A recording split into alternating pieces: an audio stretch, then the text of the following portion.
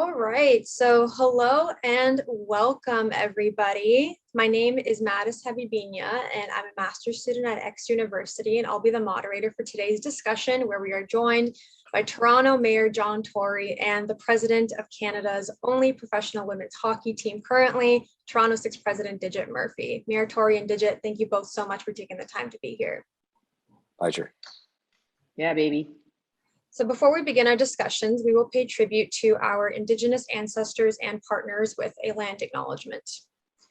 Toronto is in the dish with one spoon territory. We acknowledge that we are hosted on the traditional territory of many nations, including the Mississaugas of the Credit, Anishinaabeg, the Chippewa, the Haudenosaunee, and the Wendat peoples, and is now home to many diverse First Nations, Inuit, and Métis peoples. We also acknowledge that Toronto is covered by Treaty 13 with the Mississaugas of the Credit. So to kick things off, everybody, let's talk about the return to sport. After nearly 2 years, we are finally making our way back. Digit, Mayor Tory, why are sports, mainly hockey, such an important component for Toronto's community? You want to take it, Mayor? It's your community. Sure. Well, I think that, sports bring people together, whether they bring people together on a team or whether they bring fans together to support a team. They have to do with the kind of spirit of the community, and even when our teams aren't winning, people want them to win. They have a sense of hope that they're going to win. And so I think that, all of that put together makes sports not the only thing. I mean, arts and culture perform some of the same purposes and so on. But sports, there's definitely, with all the different sports teams we have, something about it, and all the amateur sports teams that really don't make it into the news.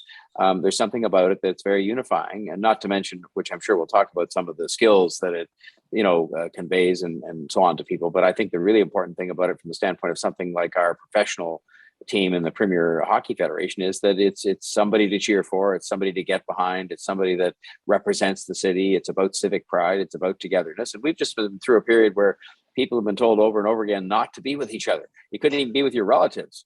And so now, we're into a different mode, still being careful, where we can come out and cheer on the Toronto Six, and we can cheer on the Leafs and the Raptors and everybody. And I think that's just a plus, because it brings people together, it unifies them, it gives them a sense of hope and inspiration. And I think that's very important to the psychology of a city. I could not agree more. And I'm going to add, Mayor, that we're going to get this winning program into Toronto in hockey. And that's one of the things that we want to do, is really elevate the conversation about women professional athletes. Our team wants to be a mosaic of the Toronto community, and that I mean, like, we want to represent inclusion and empowerment in the university, in the city, as well as just having female leaders and role models in the community. So, when you look at sport, it's just, I agree with the mayor, bringing people together, cheering for your team.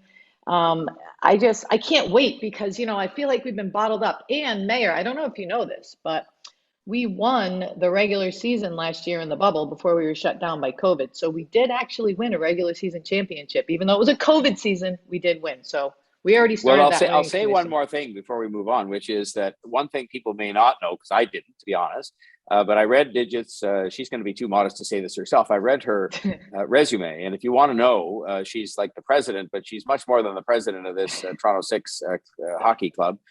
She's got this extraordinary background in coaching and playing and going back, and I just would say that that's the kind of thing that I think we pay attention to in this hockey mad city, which is, do we have the best? Do we have, people that are, going to be able to bring us to a championship, beyond the evidence from last year's playing in the bubble. And so look it up, folks. You'll see that we've got quite the person here in charge of our hockey team. And so that's good, because, management matters. We know that from Masai. We know that from, Brendan Shanahan. We know that from Pinball Clemens. We know that from, all these people that have been instrumental in making sure we could be contenders. So go and look it up, and you'll see Digit herself has quite the track record she brings to our team. Thanks, Mayor. Just the truth. Great points by both of you. So you guys both touched on some overlapping topics, talking about equity, inclusion, empowerment. Mayor, you brought up the PHF. For those that are tuning in, the PHF is now the rebranded version of the NWHL, National Women's Hockey League. What does it mean not for us not to have women in the title anymore? Is this a progressive way of finally looking at female sports? Well, I think if you look at it this way, do we call the National Hockey League the National Men's Hockey League? Do we call it that? I mean, it happens to be the case at this moment in time that it's men who are playing in the National Hockey League, but it sort of seems, so when you do say, in the case of women's sports of any kind, that it's a women's league, does that automatically in some way qualify? I mean, I happen to believe, and I've said this many times, so it's not just today when you're interviewing me, I really enjoy watching women's hockey. Why? Because to me, it seems to be a much more it's a fast moving, but a sort of a graceful, I don't know if that's the right word. It's a game that sort of, you see a lot more of the finesse of hockey as opposed to as much of the bumping and grinding. And, there's less of that. And a lot of people love that stuff. I don't mind it, but I just find women's hockey great to watch, exciting and so on. And so, but the notion that happens to be only because it is the kind of hockey that is played by women. But I think when you describe it and when you have a league, it's a hockey league. It's hockey. And half the time, I think if you turned on the TV and you didn't know, you wouldn't know, because you'd know the game was a bit different, but you wouldn't know it was women playing, because once you put those helmets and all the equipment on, you don't know. It's good entertainment and good sport. So to me, I think, yes, this is a positive development, because if people turned on the TV or saw it on the guide, in your guide, you call up on your TV and it says Premier Hockey. You'd think, well, that's great, I'll watch that. And then when you turn it on, you wouldn't immediately know. And why should you? It's hockey. That's a great point. Let me tell you why that's a great point, because right now when you turn it on, it says women's hockey and people may not watch it. So when you think about it, because they're just conditioned, oh, women's sports. But I think what the PHF has done is elevate the conversation. Their whole methodology is no labels, no limits. And the mayor brings up a great point when he talks about hockey in that pure form. I think the word you were looking for was pure. It's not this like bang people into the boards. And you could talk about it potentially being like playoff hockey, right? Like they're not killing each other in the playoffs. So I think women's hockey kind of looks a lot like men's playoff hockey all the time. So I think that women's sports has just gotten so much better. It was funny. I was watching the U.S. Open with one of my buddies. We were flipping back and forth, and then we put on the TV with I can't remember what it was. I think it was the World Championships or something. It wasn't World Championships. It was Team USA versus Team Canada. And he's like, oh my God, Didge, I have not watched hockey, women's hockey, in like 10, 15 years. He's like, it's unbelievable. Like, you can't tell the difference. So, there's just such a, I don't want to say a misnomer out there that women play sports less, but we play it just as hard, and our athletes train so hard and deserve opportunities. And that's what the PHF has done. They've elevated the conversation. They've put it on ESPN. I mean, it is just, and the more you watch it, the more you're like, okay, I can watch it. And I think that's what we've been missing over the years in sports, is that the mainstream media is supporting it, and we're getting there. And I am so proud of everyone in our league that they're doing this. So it's pretty cool. It is. And so, given all of this, what does the presence of this team say about the city of Toronto? Ooh. Well, do you want me to go, Mayor, or do you want me to go? Sure, go ahead, Didge. Yeah. So, I think what it says is that Toronto now, women's hockey has arrived in Toronto. And it's not like it hasn't. I mean, we had it in the CWHL. It's just a different brand of hockey now, because I will say that our commissioner, Tyler Taminia, since she has taken over, we have gotten Discover deals. We've got NBCSN deals. We're on ESPN now. We've really elevated the conversation. So I think that Toronto, I know they're ready to embrace hockey. I mean, they are the hockey capital of the world.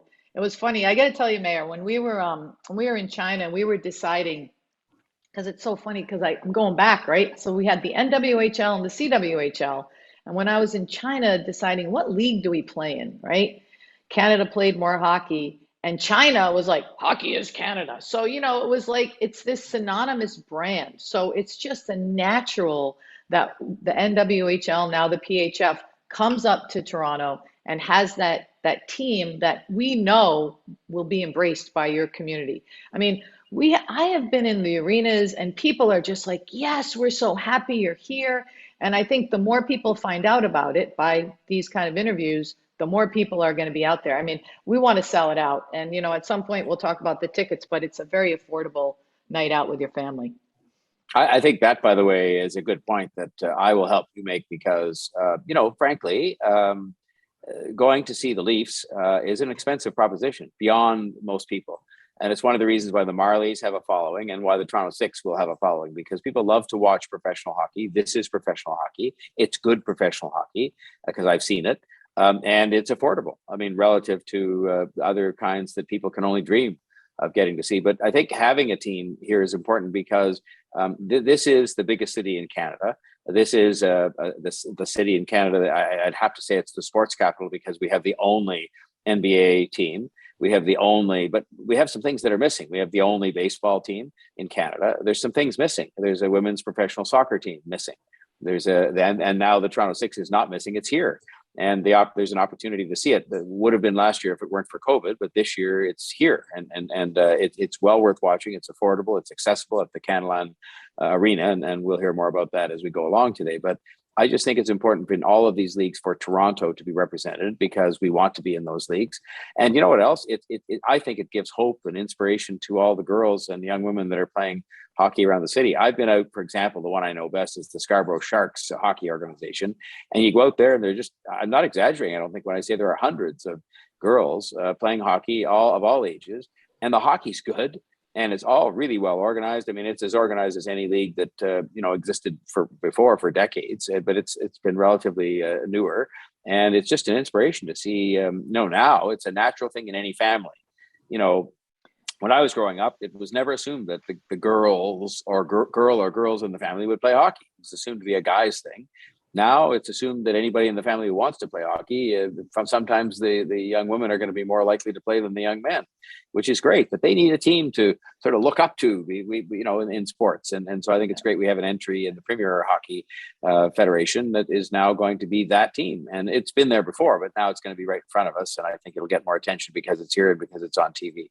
Yeah. And you always talk about if you can see it, you can be it. Everyone's been saying that for the last few years. So I think that as these little boys and girls and boys see women in these kind of positions, it just elevates the conversation further. So I'm just really tickled to death, Mayor, that we're having this conversation because we need people like you supporting us. So thank you. And by the way, we need to get you out to the game. So I'm going to get you a jersey. I'll come. So we got to get you a jersey. I got to get Yep. it with your name on the back, and you're going to be like taking pictures. We'll take one together. Okay. It's all good. Yeah. And I'll enjoy the hockey too. And I'm a big promoter right now of getting a soccer team here too, because we need to be represented there. And it's a great game. We've seen, talk about a moment to be inspired. And the same is true of the women, in hockey, but in the soccer, they won the gold medal. And this is the time to say, okay, we've got obviously very talented people in the country, and we should have a team in the Premier League of soccer as well, professional soccer, as we have a team in the Premier League. It's the Premier League in both ways, both by name and by reputation for professional hockey for women. So we're going to hold you to that. We're going to hold you to that. I'm going to be calling that league. I'm going to say the mayor wants you. The home opener, I believe, it's on November 20th at Canlan Ice Arena. So I'd love to see you there, Mayor. Okay, now, I'll make a note of it right now. Wonderful. So I just want to circle back to some points that both of you touched on. Mayor, you talked about how this might impact other professional women's teams. And, Digit, you talked about the influence on education and having these conversations finally being had. So beyond actually upstarting these conversations, what are some other lessons that sports, namely hockey, can teach young children about life and empowerment, leadership? Well, seeing that that's my little space, I'm going to go for it. We talk all the time about, just think about what little kids do. They have to carry their hockey bags. I don't know. Do they carry their bags anymore or do they wheel them? You got to get up at a lot of times really early in the morning. You're learning discipline. You're learning about working hard. You're learning about how to take criticism by your boss, your coach. And I think the other thing that you really learn is that locker room culture with hockey that no one ever gets to be a part of, right? And most of the time you just go play a sport, but that locker room is something that's really cool, that you have these these friends, and you have friends for life in hockey. I don't know if it's hockey or just crazy people, but I'll tell you, hockey people really remember the hockey in their life. And I can meet someone from like my class of like 1983 at Cornell, and they're like, "Oh my God, do you remember the time that Tate Ball?" Or I'm like, "What?" Like people just remember stuff. It's so these memories that are created, but also and it's that camaraderie and it's that support of each other, and it's those kids that just look up to their coaches and try to really have this like really cool space that they're a part of. So, but all the lessons that they learn, we know, but most of it is because it's just fun. I think the other thing that we learn is how to have fun. And I don't know about you, Mayor, but you're probably still playing, but I think a lot of times the fun at the youth levels is being taken out of it, and that's something we have to change. But other than that, I could go on and on. Love it. Didn't mention as much. She mentions all very important things, but I mean, learning about teamwork is a really important thing in every aspect of your life. Your professional as well as your sports. And then the other thing is about resiliency, and resiliency to me fits into two categories. One might not seem like it. You learn how to win and how to lose when you're playing a sport like hockey. Learning how to win is really important, because if you win, without grace, that's not a good thing. And if you lose, you have to sort of get yourself up and dust yourself off. And, in any season that has more than one match or one game or, one, which most of them do, you're going to have ups and you're going to have downs. And that's an incredibly important lesson to learn in life. And again, the professional teams tend to be the models because they're on television and because they have heroes that are formed out of the fan base. But I think we should remember that it's not just about heroes; it's about those people being role models of how to win, how to lose, how to be on a team. There's nothing more of a lesson to be learned than watching somebody who isn't a good team player in any sport or in business or in politics for that matter. So I think these are all really important aspects of having teams that you don't think about much. You think about the stuff I talked about at the beginning, inspiring the city and getting people to cheer and be happy and get behind a team. But you need there's a lot more lessons that get conveyed than that. Hey, I think we need to get the mayor in the locker room. You think Yeah. Mark will let him in the locker room? I don't know if I definitely think so. Yeah, I don't know if you know this, but our coaching staff, Mark Joslin and Angela James, is a Hall of Famer. So we've got a couple of unbelievable coaches that are part of the organization that, no pressure, you guys, but, now you got the mayor and the president telling you got to win that championship. Right. Isabel Cups champs 2022, baby. They're coming. Baby. All right, so we've talked a lot about some of the key ingredients to achieving equity in sports and getting these conversations going. But I gotta ask both of you, what are some of the ingredients we may need to stay away from that could potentially hinder our progression in women's sports? Ooh, that's a tough one. What do we have to stay away from? I'm so all about the positive stuff. I think we hit on it, is separating ourselves as women. I mean, we talk about changing the name. I think we need to stay away from conversations that are toxic and negative and, any kind of bullying behavior that, denigrates women. But other than that, I think that that's just normal respect for humanity. So I don't think there's things we need to stay away from. I think there's more things we need to talk about and talk about them in meaningful, thoughtful ways that elevate women and women's empowerment. I would just say in any way having the game, for whatever reason. I mean, I could be found guilty of this for having said, well, the game doesn't have as much hitting and so on. And you see, I find that to be a plus. There are other people, if you describe that, would say, well, it doesn't sound very interesting. But it actually is very exciting. So I think you have to stay away from kind of, making the game sound like it's less than interesting. It's different, but it's just as interesting and just as exciting to me. I think you have to stay away from, objectifying. I mean, because sometimes in the past women's sports, they've sort of taken the players because they happen to be women and portrayed them in a different way than you would ever do with men who are in professional sports. I think that's going to be important. But I think most of all, we just have to sort of promote it for what it is, professional hockey. And that, I think professional hockey, Torontonians love professional hockey. And so this is professional hockey. And I think if it's just sold that way without even the descriptors I put on it as to why I like it, it's going to be, it's going to be successful, and you'll avoid some of these traps that can make it look like it's a second-class product or that it's something that people should be less excited about. I'm excited about it, and it's exciting. Beautifully said, Mayor, and Digit as well. We're sort of approaching the end of our discussion here, so I'm just going to wrap it up with 2 questions for both of you.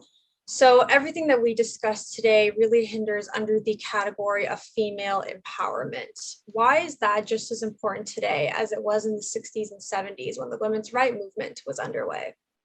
You would think being in 2021, we have come a long way.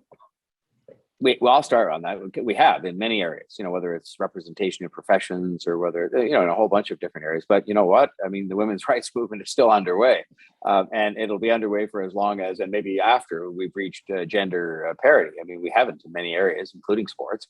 And so it's important that we see these steps forward to have a professional hockey team for women in Toronto in a league. The Premier Hockey Federation is an important statement in and of itself that things are coming along.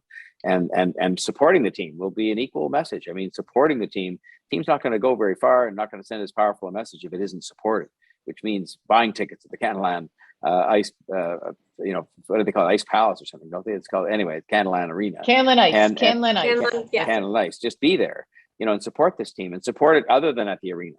Like we should start to see the jerseys, and different things, the hats around the city so people know of the team. But I think it's important in all of these areas of life, and there are people that are role models that have to be seen and embraced by us as part of that sort of growing equality that still has some distance to go, to say the least. Yeah, I think men have just had a head start. We're just catching up, and we're going to continue to catch up and be empowered. I mean, women are a very powerful gender. We all know that. But, it takes two. It takes men and women to work together to make a better product, whether it's on the ice, whether it's in the classroom, whether it's in politics. Just getting a seat at the table as women, needs to happen. And this is another way of doing it in sport. I think that the mayor's right. And I think people need to support us, not only like, yay, we're going to cheer, buy a ticket, as the mayor says, buy a shirt, buy a hat, really show your support. And I always say this to people. I'm like, even if you're not coming to a game, tickets are only like $25 for a single ticket, $200 for a season ticket. Like, buy it and give it to someone. If you have the resources and the means and you really care about it and you can't go, buy it for someone that can go, because it's really a great product. And we only have, and how important is it for the athletes to have the arena sold out? We always forget about what the experience is of the athletes. These athletes work really hard, and they're sales executives by day and hockey players by night. Like, they're not getting paid full time, which is another conversation, Mayor, we'll have on a different show. But, it is what it is. And we need to do whatever we can to start to build this sustainable business model, because it really depends on the fans coming out to see them. It depends on the resources that are given. It's not just money is going to rain from the sky from the owners of our teams or from NHL teams. It takes the community working together with the teams to have a sports entertainment product that makes sense. And it makes sense for Toronto. It makes sense for this community, because Toronto is hockey. I'm tickled to death to be here. Mayor, I cannot thank you enough for being on this call, because it really means the world to all of us. And I'll say to folks, first of all, buy the tickets at the Canlan Arena, November 20th, home opener. And secondly, go and read Digit Murphy's biography. But seriously, whether it's playing, coaching, an extraordinary coaching record, setting up a nonprofit organization to help women advance in sports, read it. Because, when you want to talk about something that will inspire people to try harder, if they want to be a star in some sport or other, or just in life generally, this is a very inspirational biography. Oh, thank you, Mayor. And guys, I know we're going to wrap this up, but if people do want to go buy tickets, go to toronto.premierhockeyfederation.com. I know it's a mouthful, but just Google Toronto 6. You can get on there. You follow us at the Toronto 6 on Twitter, at the Toronto 6 on Facebook, at the Toronto 6 on Instagram. I don't know, for whatever reason, we couldn't get it on Instagram. And, we have group discounts. We have season tickets that are affordable, jerseys that are affordable. We want you guys out there. We want you supporting the Toronto 6. We are just so happy to be here. And Canlan Ice has been a great partner in this. And last but not least, little secret is that we will be having a sellout the first game, because we have a major sponsor to be named soon that will buy up all the tickets for that, and we will be giving out tickets as well to get to that arena. So everyone, come out, support the Six. Go Six, go. Woo woo! Go T6. 6, 6, 6, 6, 3 and 3. Gotta love the 6. All right, Digit, Mayor Tory, that brings us to the end of our discussion. Mayor Tory, I want to thank you again so much for your time. Digit, all the hard work that you've put into this movement, that's what it is. And, Mayor Tory, I'm hoping to see you on November 20th. I'm going to try my best. And now that I know the exact date, we'll do that. Thank you. And thank you, Mattis, for being a future leader in the journalism world. Thank you. Honestly, thank you for providing the opportunity. That a lot of this is about providing people with the opportunities and taking it. And you and I have had multiple discussions about these things, and I'm just grateful to be a part of this team.